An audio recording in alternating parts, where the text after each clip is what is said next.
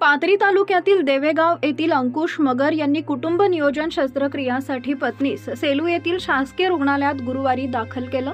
शुक्रवारी सकाळी शस्त्रक्रिया होणार असल्यानं पती अंकुश रुग्णालयातील पत्नीस भेटून शुक्रवारी सकाळी जेवणाचा डबा घेऊन येण्यासाठी रात्री 7:45 वाजता गावाकडे परत निघाले। सेलू ते पाथरी रस्त्यावर सेलू पासून 5 किलोमीटर अंतरावर त्यांची दुचाकी रस्त्यावर उभ्या ट्रॅक्टर ट्रॉलीवर पाठीमागून धडकली। यात अंकुश मगर गंभीर जखमी झाले। दरम्यान याच मार्गे सेलूकडे जाणाऱ्या देवेगाव येथील सरपंच पप्पू गलबे यांना अपघातात निदर्शनास आला।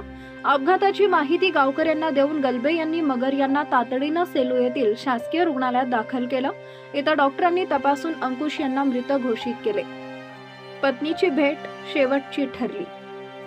अंकुश मगर यांच्या पश्चात पत्नी, एक मुलगा, 2 मुली असा परिवार आहे। अपघातापूर्वी पत्नीस भेटून गावाकडे निघालेल्या अंकुश यांना अपघातात गंभीर जखमी अवस्थेत त्याच रुग्णालयात दाखल करण्यात आलं। मात्र इथं त्यांना डॉक्टरांनी तपासून मृत घोषित केले।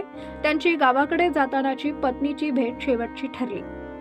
अंकुश प्रकाश मगर, वय वर्ष 34, राहणार देवेगाव, तालुका पाथरी असं मृताचं नाव आहे। ते कुटुंब नियोजन शस्त्रक्रियासाठी सेलू इथं शासकीय रुग्णालयात दाखल पत्नीला भेटून दुसऱ्या दिवशीचा जेवणाचा डब्बा आणण्यासाठी गावाकडे परतत होते। त्यांची हीच पत्नी सोबतची भेट अखेरची ठरली।